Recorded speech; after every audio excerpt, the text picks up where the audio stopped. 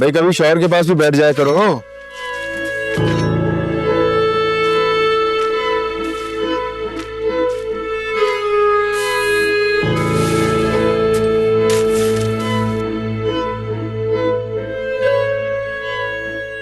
ले बैठ गए।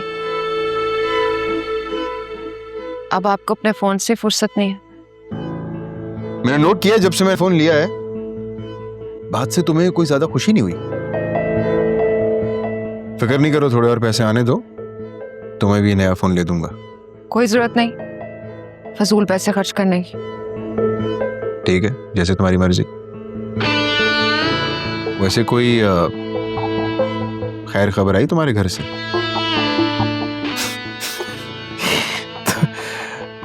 तुम्हारे अम्मा अब्बा का चेहरा ही नहीं भूल पा रहा हूं मैं। जब उन्होंने वो वीडियो देखी, कैसे तोते उड़ गए थे उनके।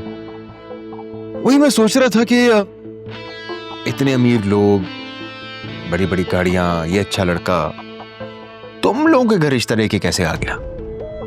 बाद में फिर वो वीडियो देखी तो पता चली गया। नफसियाती होते हैं ऐसे लड़के, शादी के बाद बीवी को मारते पीटते रहते हैं। पहली बात तो ये कि मेरी बहनें पढ़ी लिखी हैं, काबिल हैं, वो ऐसे खानदान डिजर्व करती हैं।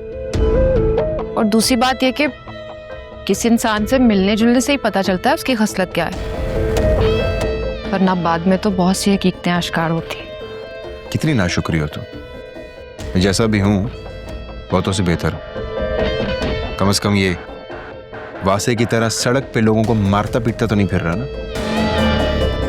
कितना इतरा रहे थे तुम्हारे बाबा इस रिश्ते को लेके, हर वक्त वासे वासे की रट लगाई होती थी।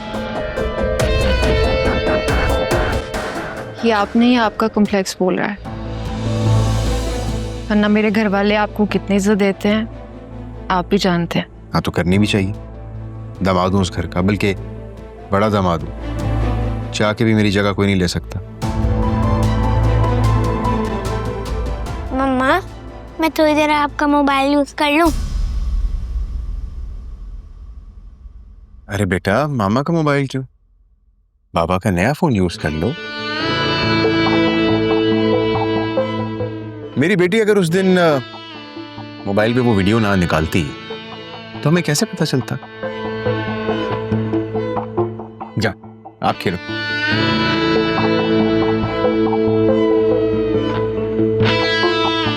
क्या हुआ है, अब मुंह बना के क्यों बैठी हो? चाय पिला दो, उसके बाद मुझे जाना है एक जगह पे।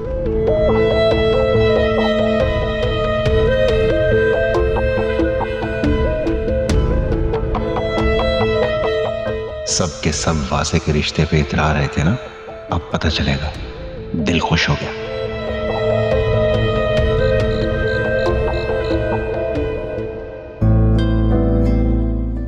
आपका बीपी लो रहता है, अम्मा का बीपी हाई रहता है। आपकी शुगर हाई हो जाती है और अम्मा की शुगर लो हो जाती है। मुझे ये बताएं, आप दोनों अपना ख्याल क्यों नहीं रखते? बैठ जाओ। अगर अपना ख्याल खुद रखना होता तो तुम्हें क्यों डॉक्टर बनाता? डॉक्टर साहब, अभी आप दवाई देंगी, हम खाएंगे और ठीक हो जाएंगे। हर बात मजाक में उड़ा देने वाली नहीं होती है। दवा खा के तबीयत को वक्ती तौर पे बेहतर करने से अच्छा है कि बीमारी को जड़ से ही निकाल दिया जाए। हाँ, पता नहीं बीमारी की वजह भी ये है या नहीं, लेकिन एक बात है, दिल नहीं मान रहा। आप ही तो हमेशा कहते हैं ना कि दिल की सुननी चाहिए। काश के दिल का भी कोई दिमाग होता ताकि फैसला करने में आसानी हो जाती। वैसे ना, वासे भाई इतने भी बुरे आदमी नहीं है। आप एक बार उनसे मिलकर तो देखें। और आपको एक बात बतानी थी। बोलो। वो वीडियो आपने देखी थी ना, उस वीडियो के पीछे वजह आलिया है। ये क्या कह रही हो तुम? मगर वीडियो में तो आलिया नहीं थी। अल्लाह का लाख लाख एहसान है कि उस वीडियो में आलिया नहीं थी। और ये वासे भाई का बड़ापन है कि उन्होंने ये बात किसी को भी नहीं बताई।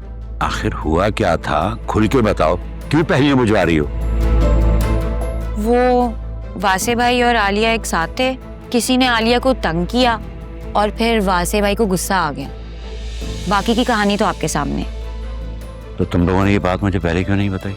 आप इतना ओवर रिएक्ट कर जाते हैं ना कि आपसे कोई बात करने की हिम्मत ही नहीं होती है। और बाबा, गुस्सा ना हमेशा किसी बात का रिएक्शन होता है, और वासे भाई ने किसी को इतना मारा, जरूर इसके पीछे कोई ना कोई वजह तो हुई होगी ना। और वो वजह पता है कौन है? आपकी ही अपनी लाडली बेटी आलिया। जरा सोचें, वो आलिया से कितना प्यार करते हैं कि उनकी खातिर किसी से लड़ झगड़ गए। आपको पता है, आलिया इतनी खुश थी, वो मुझे पता है क्या कह रही थी? कहती है, पहली बार मुझे ऐसा महसूस हुआ है कि बाबा के अलावा कोई मर्द है जिसके साथ मैं खुद को इतना सेफ फील करती हूँ। चलो, वासे का बहुत शुक्रिया कि उसने मेरी बेटी का ख्याल रखा। मैं आपको बता रही हूँ, वासे भाई से ज्यादा ना आलिया का कोई ख्याल नहीं रख सकता। मेरी माने तो एक बार ना आप अम्मा को भी समझाएं, वो एक बार वासे भाई से मिलें तो जो वहम है, जो खदशात है, सारे क्लियर करें। और अगर ऐसा ना हुआ ना तो आपके सारे पैसे वापस। मैं एक बात सोच रहा हूँ, खामखा मेडिकल कॉलेज में इतनी फीस जा रही है, तुम्हें तो साइकोलॉजिस्ट होना चाहिए था। कह तो सही रहे, लेकिन बाबा, जो बात दिल से निकलती है ना, वो सीधा दिल में उतरना जरूरी है। और दिल में उतरने के लिए आपको साइकोलॉजिस्ट का होना जरूरी नहीं है, बल्कि दिल की बात को समझना जरूरी है।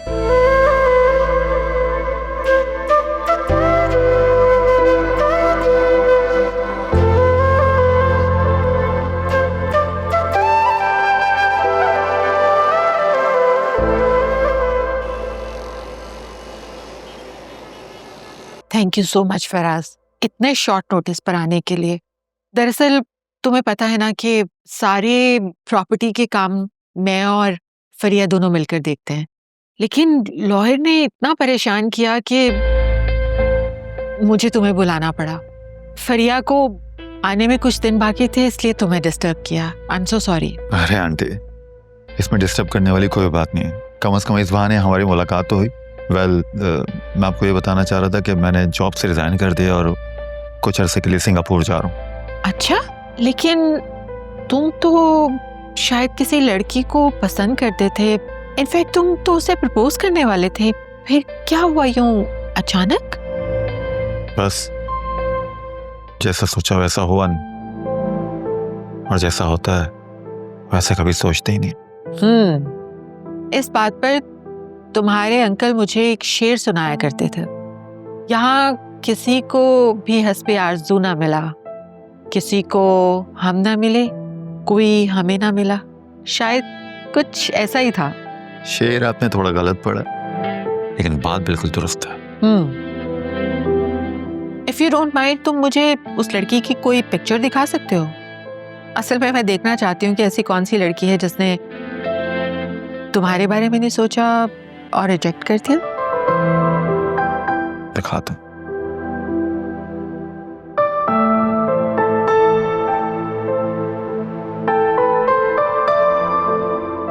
खैर, जो भी होता है अच्छे के लिए ही होता है। अगर तुम्हें मेरी कोई भी हेल्प चाहिए हो तो बिला झिझक मुझसे कहना। थैंक यू आंटी, आपका बड़ापन है। अगर कोई भी जरूरत हुई तो बिला झिझक आपको बताऊंगा। प्रॉमिस? प्रॉमिस। ठीक है, तुम बैठो, मैं डॉक्यूमेंट्स लेकर आती हूँ। जी।